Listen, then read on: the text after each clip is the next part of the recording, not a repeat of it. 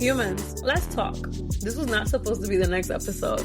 I had another one lined up, structured, and ready to go. But sometimes life tosses you a situation that's so personal, so raw, so relevant, that you just gotta pause and press record and process that shit out loud. So this is what this is. Because today, I had a moment that I had to really sit with myself and ask, what does support really look like? I mean, like really, really look like.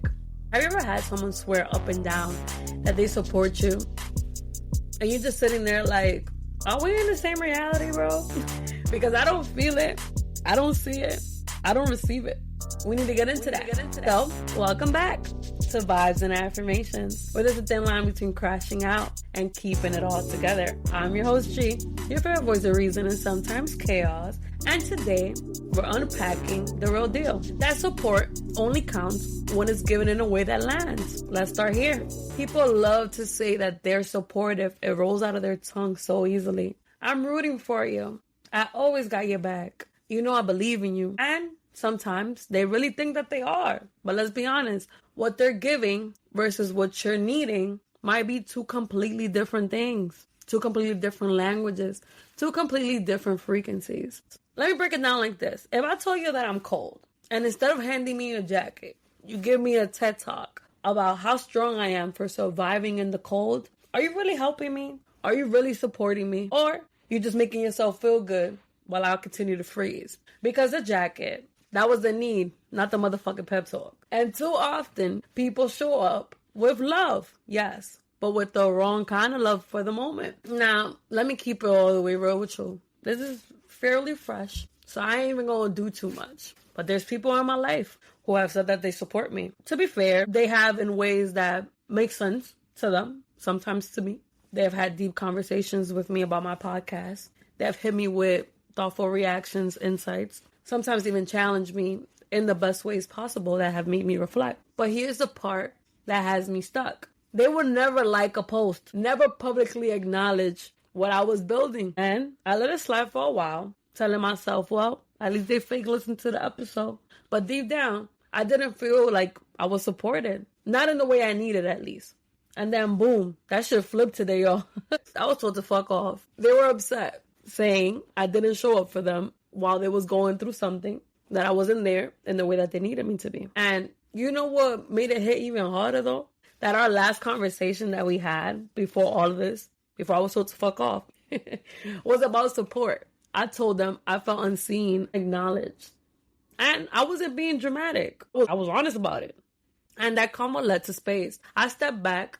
I wasn't nasty. I wasn't cold. I just took a beat. And in that space, they felt unsupported. And then they literally told me to fuck off.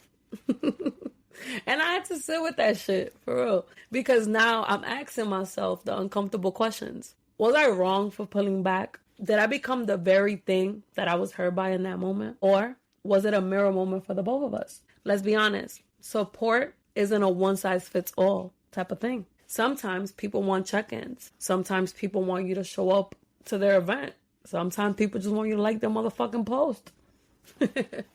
Others, they want that quiet loyalty behind the scenes. But none of that shit works if you don't ask or listen to what they actually need. Intent and impact are two different things. And just because you meant well doesn't mean it landed well. So I'll leave you with today's affirmation. I give and receive support in ways that I feel seen, valued, and aligned with my needs. Because you shouldn't have to beg for it. You shouldn't have to constantly explain to someone why something matters to you. And you definitely shouldn't feel like a burden just because you want support to feel like support. Let's really sit with this. Ask yourself, how do I define support? Is it in a text when I'm going through it? Is it someone reposting my work without me having to ask? Is it showing up physically or checking in emotionally? Because if you don't know how to define it, how can you expect other people to show up in the ways that feel right to you? Have I been offering support in ways that feel good to me, but it doesn't actually meet their needs? This is where we all get checked, because sometimes we show up in the ways that we know how, and we assume that it's enough. Just because you gave someone what feels like love and support to you doesn't mean it translated for them. And maybe they need presence and you gave advice. Maybe they needed consistency and you gave them a grand gesture and disappeared. So now, this is the question that I had to ask myself. Am I loving people in my love language or in theirs? Am I being honest with people in my life about what I actually need? Or am I hoping that they just get it? Be real. How many times have you been disappointed by someone's lack of effort, but never actually said what would have helped? Sometimes we want people to just know relationships, friendships.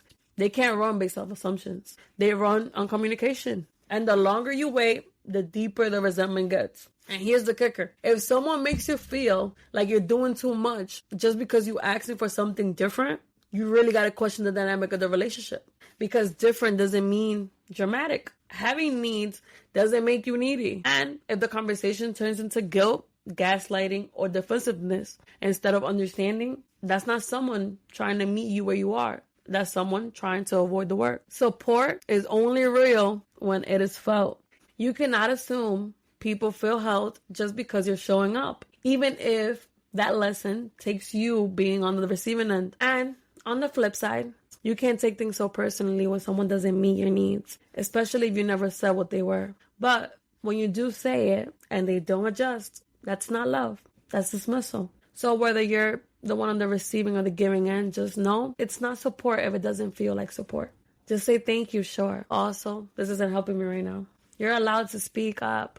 You're allowed to need more. And you're allowed to walk away from people who claim that they care about you, but can't meet you halfway. Until next time, humans, stay solid. Speak your motherfucking needs and keep vibing.